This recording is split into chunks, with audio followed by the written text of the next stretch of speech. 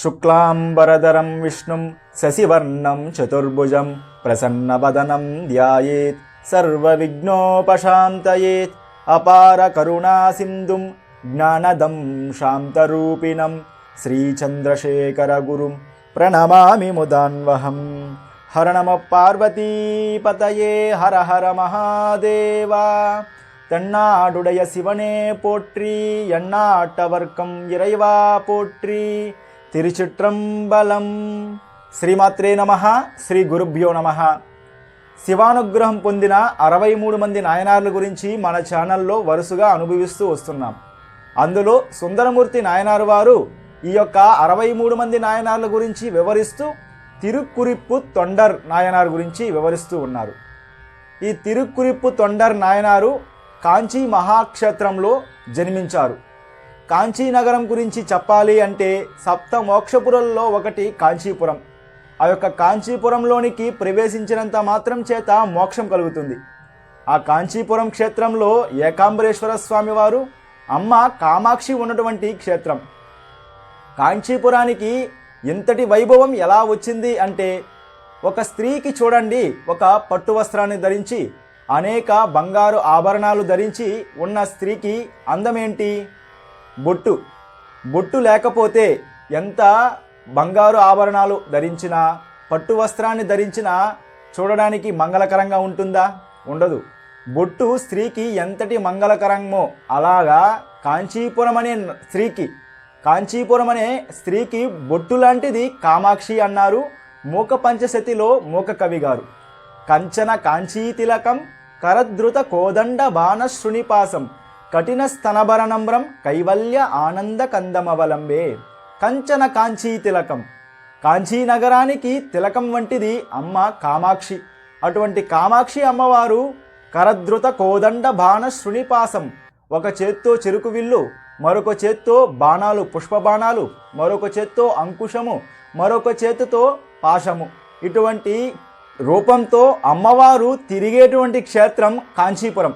అటువంటి కాంచీపురంలో ఈ తిరుక్కురిప్పు తొండర్ నాయనారు ఏ కులంలో జన్మించారు అంటే చాకలి కులంలో. అంటే మలినమైనటువంటి వస్త్రాలను తీసుకెళ్ళి ఉతికి వాటిని ఆరబట్టి తీసుకొచ్చి ఇస్తూ ఉంటారు చూడండి, చాకలి. అటువంటి చాకలి కులంలో పుట్టారు.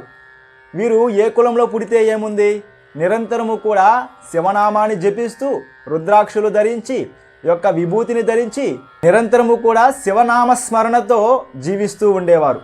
అంతటి శివభక్తి ఈ తిరుక్కురిప్పు తొండర్ నాయనారుకు. ఆయన పేరు ఏంటి అన్నది కూడా ఎవరికి తెలియదు. ఆయన పేరు ఏంటి అంటే సేవకుడు.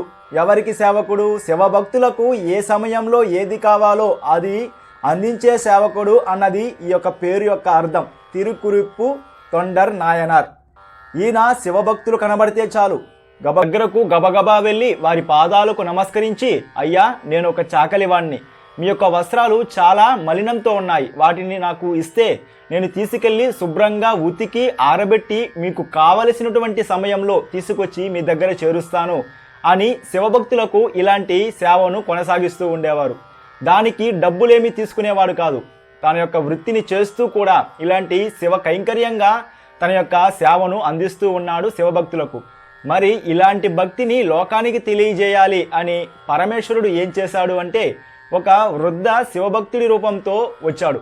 అలా రాగానే ఈ తొండర్ నాయనార్ వారు గబగబా వెళ్ళి నమస్కరించి, స్వామి నేనొక చాకలివాణ్ణి, మీరు ధరించినటువంటి వస్త్రాలు చాలా మలినంగా ఉన్నాయి, దానిని నాకు విప్పి ఇస్తే నేను తీసుకెళ్ళి బాగా శుభ్రంగా ఉతికి ఆరబెట్టి మీకు కావలసిన సమయానికి తీసుకొచ్చి ఇస్తాను అని అనగానే ఆ యొక్క వచ్చిన శివభక్తుడు అంటున్నాడు, అయ్యా నాకున్నది ఈ ఒకే ఒక వస్త్రం, నేను చలికి తట్టుకోలేను, పైగా వర్షం కూడా వచ్చేలా ఉంది, కాబట్టి వద్దులే అయ్యా అని అనగానే, స్వామి వర్షం రాదు, చూడండి మేఘాలు ఎంత తెల్లగా ఉన్నాయో, నేను వాటిపైనే ఆధారపడి జీవిస్తూ ఉంటాను, ఎప్పుడు వర్షం వస్తుందో ఎప్పుడు వర్షం రాదో నాకు బాగా తెలుసు, కాబట్టి వర్షం రాదు స్వామి, మీ దగ్గర ఉన్న వస్త్రాన్ని ఇవ్వండి అని ఆ తొండర్ నాయనారు వారు ఆ శివభక్తుడి దగ్గర నుంచి వస్త్రాలు తీసుకుని పోయి అలా ఉతుకుతూ ఉన్నాడు. అలా ఉతుకుతూ ఆ యొక్క మలినమంతా కూడా పోయే విధంగా శుభ్రం చేస్తూ తాను భావిస్తూ ఉన్నాడు. ఈ వస్త్రంలో ఉన్న మురికి, ఈ వస్త్రంలో ఉన్న మలినం వెళ్ళిపోయి ఈ వస్త్రం ఎంత తెల్లగా అవుతూ ఉంది. మన మనస్సు కూడా ఎలాంటి మలినం లేకుండా తెల్లగా ఈ వస్త్రంలాగా ఉంటే మన మనస్సులో ఆ పార్వతీ పరమేశ్వరులు వచ్చి నివసించరా అని ఆలోచిస్తూ, మరి వస్త్రం తెల్లగా ఎలా మారుతూ ఉంది? సబ్బు ఈ యొక్క రాయి దీంతో కదా మనం రుద్దుతూ ఉన్నాము. అలాగే మన మనస్సు కూడా స్వచ్ఛంగా తెల్లగా మారాలి అంటే శివనామాన్ని, శివభక్తుల యొక్క కథలను వింటూ ఉంటే మన మనస్సు స్వచ్ఛంగా తయారవుతుంది, తెల్లగా తయారవుతుంది. మన మనస్సులో పార్వతీ పరమేశ్వరులు వచ్చి నివసిస్తారు అన్న భావనతో ఆ యొక్క వస్త్రాన్ని ఉతుకుతూ ఉన్నాడు. అలా ఉతికిన ఆ వస్త్రాలను తీసుకెళ్లి ఆరబెడుతూ ఉన్నాడు. అలా ఆరబెడుతూ ఉన్న సమయంలో ఎక్కడి నుంచి వచ్చాయో తెలియదు, కానీ నల్లటి మేఘాలు వచ్చి కుండపోతు వర్షం ప్రారంభమైంది. ఇక హోరున వర్షం పడుతూ ఉంది, హోరున ఈదురుగాలులు వీస్తూ ఉన్నాయి. ఇక వర్షం నిలవలేదు. ఆయన ఉతికి ఆరబెడుతున్న ఆ యొక్క వస్త్రాలన్నీ కూడా తడిచిపోయాయి. ఆ యొక్క గాలికి వస్త్రాలన్నీ కూడా అటు ఇటు ఎగురుతూ ఉన్నాయి. ఆ యొక్క గట్టుపైన ఉన్నటువంటి ఆ శివభక్తుడు, అయ్యా చలిగా ఉంది, వెంటనే నా యొక్క వస్త్రాన్ని తీసుకురండి అని అరుస్తూ ఉన్నాడు. ఈ యొక్క వస్త్రం గాలికి అటు ఇటు ఎగిరిపోతూ ఉంది, వర్షంలో తడిసిపోయింది. ఇక ఈ యొక్క తొండర నాయనారుకు బాధ వేసింది. నేను ఎంతోమంది శివభక్తులకు ఇలాంటి సేవను అందించాలి, ఎటువంటి ఇబ్బంది లేకుండా, ఏ శివభక్తుడు బాధపడకుండా నేను ఇలాంటి సేవను అందిస్తూ ఉన్నాను. కానీ ఈ శివభక్తుడికి అపారమైన బాధ కలుగుతూ ఉంది. నా వలన ఇంతటి దుఃఖాన్ని అనుభవిస్తూ ఉన్నాడు. తనకు అందించవలసిన సమయంలో తన యొక్క వస్త్రాన్ని నేను ఉతికి అందించలేకపోతూ ఉన్నాను. ఈ యొక్క పాపానికి, ఆ శివభక్తుడు బాధపడుతున్నటువంటి పాపానికి నాకు ప్రాయశ్చిత్తం లేదు. కాబట్టి నాకు ఒకటే ప్రాయశ్చిత్తం, ఎంతోమంది శివభక్తుల యొక్క వస్త్రంలో ఉన్న మలినాన్ని పోగొట్టినటువంటి ఈ బండ ఏదైతే ఉందో, ఈ పవిత్రమైన బండకు నా యొక్క తలను బాదుకొని నా యొక్క శరీరాన్ని విడిచిపెడతాను అని అపారమైన దుఃఖంతో గబగబా వెళ్ళి ఆ బండకు తన తలను పట్టుకొని బాదుతూ ఉన్నాడు. అలా బాదుతూ ఉంటే రక్తం ఏరుగా పారుతూ ఉంది. ఇక పరమేశ్వరుడు చూడలేక నాగ కంకణాలతో, నాగాభరణాలతో అద్భుతమైనటువంటి ఆ యొక్క స్వామివారి చెయ్యి వచ్చి ఆ బండకు, ఆ యొక్క తొండర నాయనారి యొక్క తలకు మధ్యలో వచ్చి నిలబడింది. ఏంటి ఇది చెయ్యిలా ఉంది అని చూస్తూ ఉండగా ఆ చెయ్యి అంతర్ధానమై ఆకాశ వీధులలో వృషభవాహనం పైన పార్వతీ పరమేశ్వరులు దర్శనమిచ్చారు.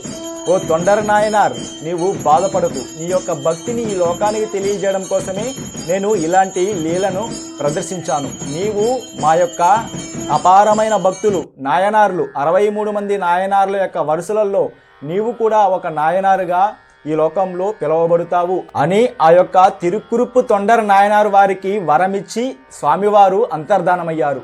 ఈ తిరుక్కురుప్పు తొండర నాయనారు యొక్క జీవితంలో మనం నేర్చుకోవాల్సింది ఏంటి అంటే, భగవంతుడికి మాత్రమే సేవ చేయడం కాదు, ఆ భగవంతుణ్ణి నమ్ముకొని జీవించే భక్తులకు కూడా సేవ చేయడం మనం నేర్చుకోవాలి.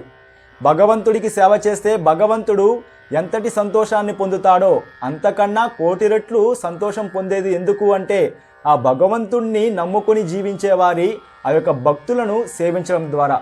అటువంటి భక్తి, అటువంటి సేవాతత్వం కలిగిన గుణము మనలో అందరిలో కలగాలని ఆ పార్వతీ పరమేశ్వరుల యొక్క పాదపద్మాలకు నమస్కరించుకుంటూ, ఉమాకాంతాయ కాంతాయ కామిదార్థప్రదాయినే శ్రీగిరీసాయ దేవాయ మల్లినాథాయ మంగళం. శ్రీమాత్రే నమః. శ్రీ గురుభ్యో నమః.